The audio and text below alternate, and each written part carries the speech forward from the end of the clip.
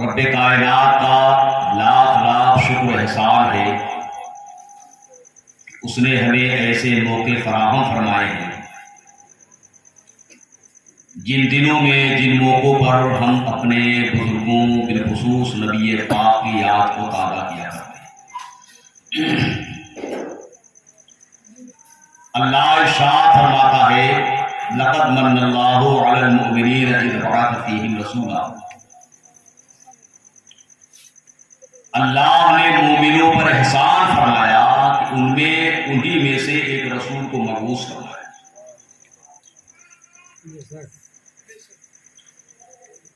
ہر انبیاء و مرسلین نبی پاک کے آنے کی بشارت دیتے رہے۔ حضرت یحییٰ علیہ نبینا علیہ السلام و تسلیم پوری زندگی تمنا آرزو کرتے رہے کہ پروردگار عالم، جس نبی کے صدقے میں تو نے ساری کائنات کو بنایا، سجایا، سنوارا، کاش وہ نبی ہمارے زمانے میں تشریف لاتے تو میری آنکھیں ٹھنڈی ہو جاتی۔ حضرت عیسیٰ علیہ السلام و تسلیم شادیوں فرماتے ہیں من بعد ہی اسمہ احمد، میرے بعد ایک پیغمبر آنے والے ہیں جن کا نام عرش پر احمد ہوگا۔ اور حضرت ابراہیم خلیل اللہ علیہ السلام و تسلیم نے اللہ رب العزت سے جو اجرت جو مزدوری مانگی ہے، جب پروردگار عالم نے ان سے فرمایا تو ہمارے گھر کی تعمیر کر، میرا ایک گھر بنا، کھانے کا وہ بنا۔ حضرت ابراہیم خلیل اللہ کھانے کعبہ کی دیوار تیار کر رہے ہیں، دیوار اونچی ہوتی جا رہی ہے، آپ ایک پتھر پر کھڑے ہو کر کھانے کعبہ کی دیوار کو چن رہے ہیں۔ جیسے جیسے دیوار اونچی ہوتی جاتی پتھر بھی اونچا ہوتا جاتا، دوسری جانب ضرورت پڑتی جانے کی پتھر اپنے آپ چلا جاتا۔ حضرت ابراہیم خلیل اللہ سے اس پتھر نے ایسی محبت کر لی کہ آپ کے دونوں قدم کے نشان کو اپنے سینے میں جما لیا، اور اس پتھر کا مقام اتنا بلند و بالا ہو گیا کہ اللہ رب العزت نے قرآن میں اس پتھر کا ذکر فرمایا، ارشاد فرمایا وَاتَّخِذُوا مِن مَّقَامِ إِبْرَاهِيمَ مُصَلًّى۔ اے لوگوں، یہ پتھر کوئی عام پتھر نہیں ہے، بلکہ یہ پتھر میرے محبوب کے قدموں سے نسبت رکھ لیا ہے، جس کی وجہ سے اس کا مقام اتنا بلند و بالا ہو گیا ہے۔ جب تم میرے گھر کے طواف سے فارغ ہو جاؤ، جب تک مقام ابراہیم کے سامنے دو رکعت نماز نہیں پڑھو گے تو تمہارا عمرہ نہیں ہوگا، تمہارا طواف نہیں ہوگا۔ اب حضرت ابراہیم خلیل اللہ کعبے کی تعمیر سے فارغ ہوئے عرض کرتے ہیں بارگاہ، اے پروردگار عالم، میں نے تیرے حکم کے مطابق تیرے گھر کی تعمیر کر دیا، تیرا گھر بنا دیا ہے۔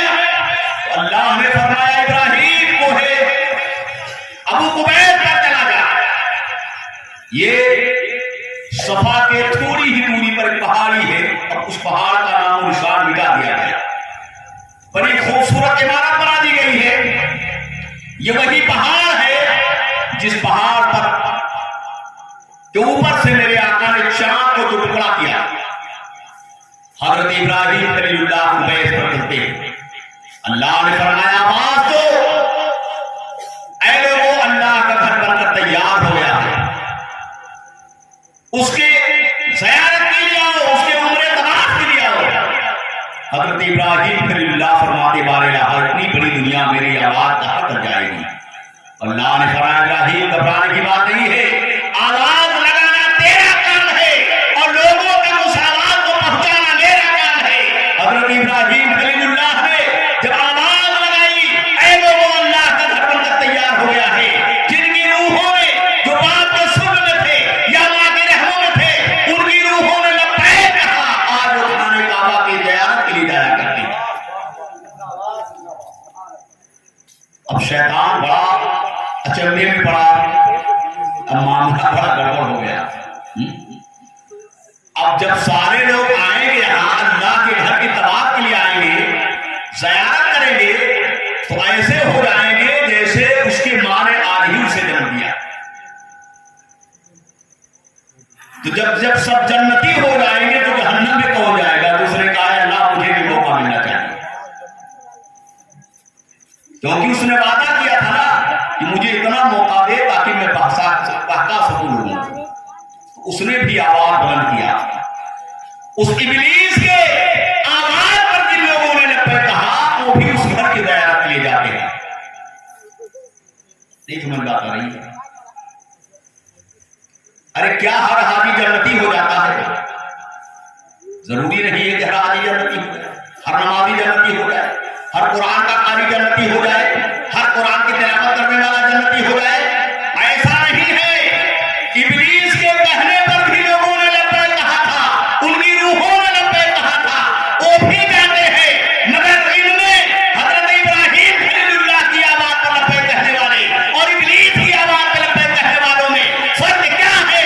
منظار قبری محبت کی وجہ سے شفاعتی, جس نے میرے قبر کی زیارت کی, محبت کی نگاہ سے میرے قبر کی زیارت کی, اس پر میری شفاعت واجب. زندہ باد نعرہ تکبیر, نعرہ رسالت, مرشد ہے میلاد النبی, مسلک اعلی حضرت.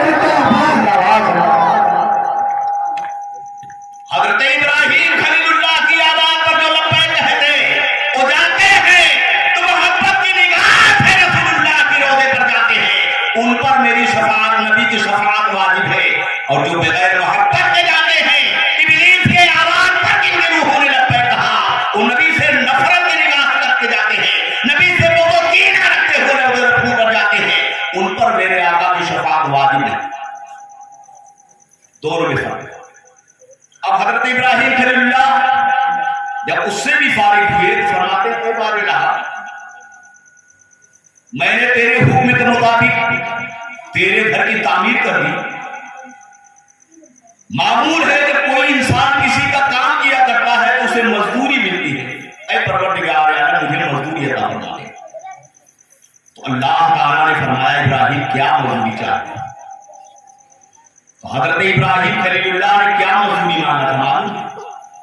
ارشاد فرمایا حضرت ابراہیم خلیل اللہ نے مزدوری مانگی. فرمایا بارے رہا مجھے روپے پیسے بھی نہ ہوگی, دینار کی ضرورت نہیں ہے, مزدوری نہیں چاہیے. اے بارے رہا مجھے بس اتنی اجرت, اتنی مزدوری دے دے کہ میری نسل میں محمد رسول اللہ کو پیدا فرما. میری نسل میں محمد رسول اللہ صلی اللہ علیہ وسلم کو پیدا فرما دے, تاکہ قیامت کے دن مجھے نبی کے دادا ہونے کا شرف حاصل ہو جائے. دنیا جب فخر کرے تو مجھے اس بات پر فخر ہو کہ میں محمد رسول اللہ کا دادا. حضرت ابراہیم خلیل اللہ نے بھی دعا مانگی تھی. ارشاد فرمایا ربنا وابعث فیہم رسولا منہم یتلو علیہم آیاتک ویعلمہم الکتاب والحکمہ. اے پروردگار اعلیٰ, ہم نے مجھے میں سے ایک رسول کو مبعوث ہوگا جو تیری آیتوں کی تلاوت کرے اور علم و حکمت سکھائے. ہر انبیاء و مرسلین میرے نبی کے آنے کی بشارت دیتے ہیں, خوشخبری سناتے ہیں. اور ایک بات ذہن میں رکھیں, جتنے انبیاء و مرسلین آئے یہ سب دین یعنی روشنی میں دین کا کام کیا. حضرت آدم کے بعد حضرت شیش نبی ہوئے. حضرت آدم نے فرمایا شیش جس طرح میں نے دین کا کام کیا ہے اسی اجالے میں, اسی روشنی میں تو بھی دین کا کام کرو. حضرت شیش نے نوح کو تعلیم دی, حضرت نوح نے فلاں کو تعلیم دی. یکے بعد دیگرے ایک نبی کا دور نہیں ختم ہوتا تھا کہ دوسرا نبی پیدا ہو جاتا. مگر حضرت عیسیٰ نبی علیہ السلام و تسلیم کے زمانے کے بعد لگ بھگ 400 اس سال یا 500 کچھ عرصے کے بعد نبی پاک صلی اللہ علیہ وسلم کی ولادت ہوئی. تو آپ کو کوئی روشنی دینے والا نہیں تھا, کسی کے روشنی میں کام کر بتلانے والا نہیں تھا. میرے آقا کریم صلی اللہ علیہ وسلم نے اندھیرے میں روشنی کا کام انجام دیا ہے. اسی ترجمانی اعلیٰ حضرت کرتے ہیں, سب جنت والے اجروں میں چمکا کیے, حدیثوں میں چلتا ہمارا نبی۔ سبحان اللہ سبحان اللہ۔ ہر نبی ایک دوسرے نبی کی روشنی میں اجالے میں کام کرتا گیا، مگر میرے نبی کسی کے اجالے میں کام نہیں کیے بلکہ آپ نے اندھیرے میں اسلام کا کام کیا۔ نبی پاک صلی اللہ علیہ وسلم کی آمد کی خوشخبری بصارت ہر نبی دے دے، اور نبی ہی نہیں بلکہ یہود و نصارہ کے بڑے بڑے علماء کو اس بات کی جانکاری اور علم تھا کہ نبی آخر الزمان مکے میں پیدا ہوں گے، اور اس کی بھی وہ شناخت ہی فرمائے۔ سب سے پہلا شخص جو خانہ کعبہ ڈھانے آیا تھا طبیعہ اول حمیری تھا، اور نبی پاک کی ولادت سے 50 دن پہلے جو خانہ کعبہ ڈھانے آیا تھا وہ ابرہہ تھا۔ نبی پاک کی ولادت سے بہت زمانہ پہلے، قریب 2-3 ہزار سال پہلے طبیعہ اول حمیری خانہ کعبہ ڈھانے آیا، اور جب خانہ کعبہ ڈھانے آیا تو اللہ تعالیٰ نے اس پر اپنا عذاب نازل فرمایا اس شکل میں کہ اس کے ناک سے بدبودار رطوبت پیدا ہوئی، اس کے لشکر و سپاہ اس سے دور بھاگے، ایسی بدبو پھیلی۔ تو اول حمیری نے اللہ کی بارگاہ میں توبہ کیا، اے بار الہ اگر میرے مرد اچھے ہو گئے میں بغیر خانہ کعبہ ڈھائے ہوئے ہاتھ واپس چلا جاؤں گا۔ اب اللہ نے اس کی دعا کو قبول فرمایا، اس کے مرد اچھے ہو، یعنی وہ جو بدبو آتی تھی وہ ختم ہوا۔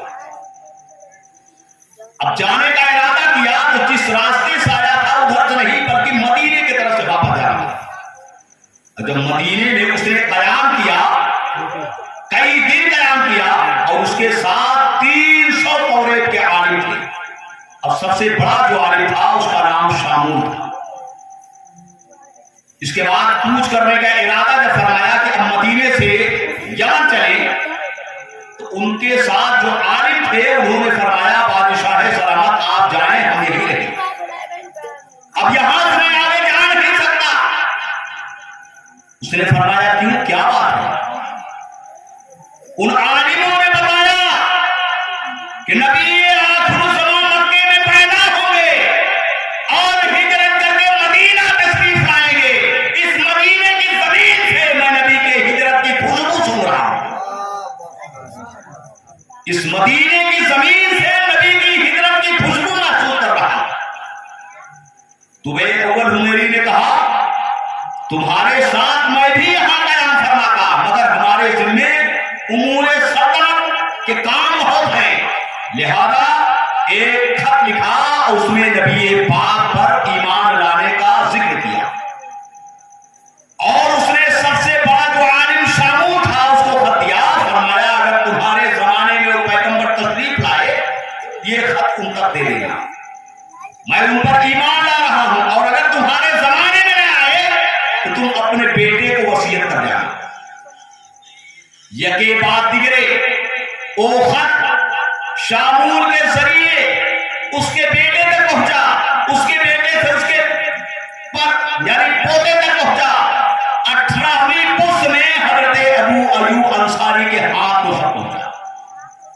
18ویں پس میں آپ سوچیں 18 پس میں اب اس زمانے کی جو عمریں ہوتی تھی وہ 60 70 80 سال کی نہیں ہوتی تھی، 150 200 300 سال کے آدمی پائے جاتے تھے۔ حضرت ابو ایوب انصاری کے ہاتھ میں جب خط پہنچا اور نبی آخر الزمان مکے میں پیدا ہوئے اور ہجرت کر کے جب آپ مدینہ تشریف لے گئے تو آپ نے واقعہ سنا ہوگا کہ عرب کے مدینے کے بڑے بڑے عمراء روسا مالداروں نے چاہا کہ نبی ہمارے گھر ٹھہرے، مگر نبی نے فرمایا نہیں، میں اپنے اونٹنی کے محال یعنی لگام کو چھوڑ دیا ہوں، میری اونٹنی جہاں خود بخود بیٹھ جائے گی وہی میری قیام گاہ ہے۔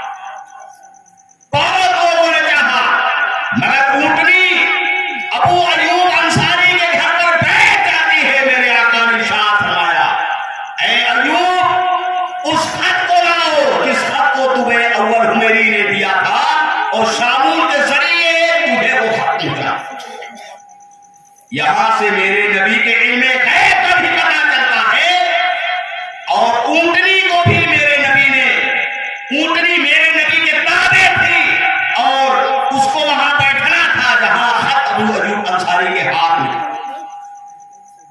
نبی پاک کے پاس وہ خط لایا جاتا ہے اور آپ نے اپنے سارے سامان اتارا، اور اس نے یہی نہیں کیا بلکہ 2 مالا مکان بنوایا تھا کہ نبی پاک آئیں گے تو اسی مقام میں قیام کریں۔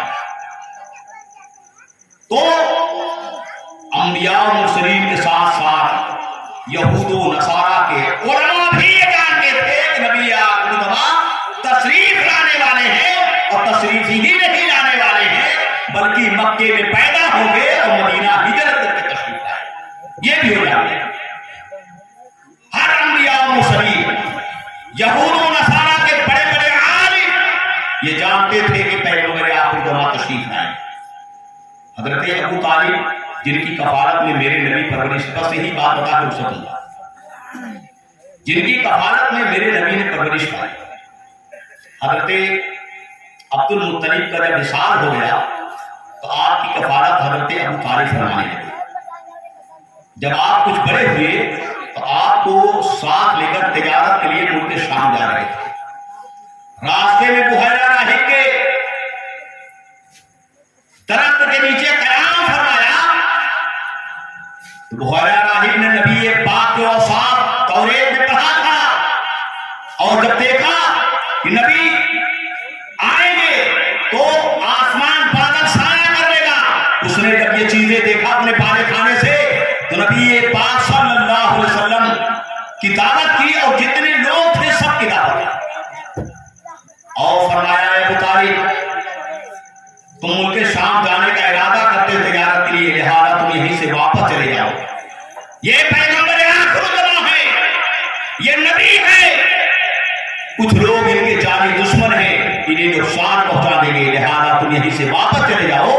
حضرت ابو طالب نبی پاک کو لے کر وہیں سے بحیرہ راہب کے گھر ہی سے واپس چلے آئے۔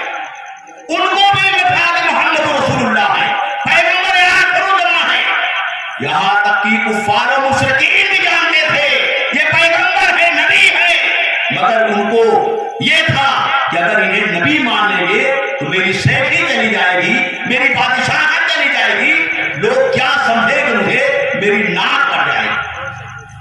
میرے پیارے نبی پاک کی بشارت ہر زمانے میں دینے والے آئے، یہود و نصارہ کے علماء نے دیا، اور نبی پاک صلی اللہ علیہ وسلم سے جو محبت رکھے وہ ایمان سے بھی مشرف ہوئے۔ ایسا نہیں ہے کہ یہود و نصارہ تھے، اگر انہوں نے میرے آقا سے محبت کی تو میرے آقا نے ان کے لیے دعا فرمائی، اللہ تعالیٰ انہیں ایمان سے مشرف بھی فرمایا۔ جیسا کہ حضرت عمر کے بارے میں میرے آقا نے ارشاد فرمایا، اللہ جب آپ زید بن ارقم کے گھر میں ابو جہل ابن ہشام یا حضرت عمر بن خطاب ان دونوں میں سے کسی ایک کو ایمان سے مشرف فرما دے تاکہ اسلام اور بلند بالا ہو جائے۔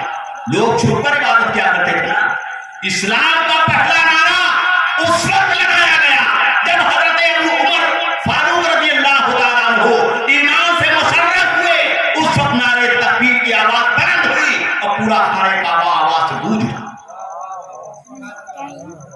تو نبی پاک نے دعا فرمائی، جنہوں نے محبت کی اس کے بارے میں میرے آقا نے دعا فرمائی، ایمان سے مشرف ہوا، اگر جو یہودی رہا ہو، نصرانی رہا ہو، مجوسی رہا ہو، مگر میرے آقا سے نے محبت فرمائی ہے تو میرے آقا نے دعا بھی فرمائی ہے، ایمان سے مشرف بھی ہو گیا۔ اللہ ارشاد فرماتا ہے، لقد من اللہ علی المؤمنین اذ بعث فیہم رسولا، تحقیق کی اللہ نے مومنوں پر احسان فرمایا کہ انہوں میں سے ایک رسول کو مبعوث فرمایا، دنیا میں بھیج دیا۔ یہ رسول ہمارے لیے ہدایت ہے۔ حضرت عبداللہ بن عباس رضی اللہ تعالیٰ عنہ سے پوچھا گیا، اہدنا الصراط المستقیم کیا چیز ہے؟ اے اللہ ہمیں سیدھے راستے پر چلا، تو صراط المستقیم کیا ہے؟ حضرت عبداللہ بن عباس صراط المفسرین ہے، اس زمانے کے سب سے بڑے قرآن کے مفسر، ارشاد فرماتے ہیں صراط مستقیم یہ محمد رسول اللہ صلی اللہ علیہ وسلم۔ وَاعْتَصِمُوا بِحَبْلِ اللَّهِ جَمِيعًا کی تفسیر پوچھی گئی، فرمایا وَاعْتَصِمُوا بِحَبْلِ اللَّهِ جَمِيعًا محمد رسول اللہ۔ یہی نہیں بلکہ خدا کی قسم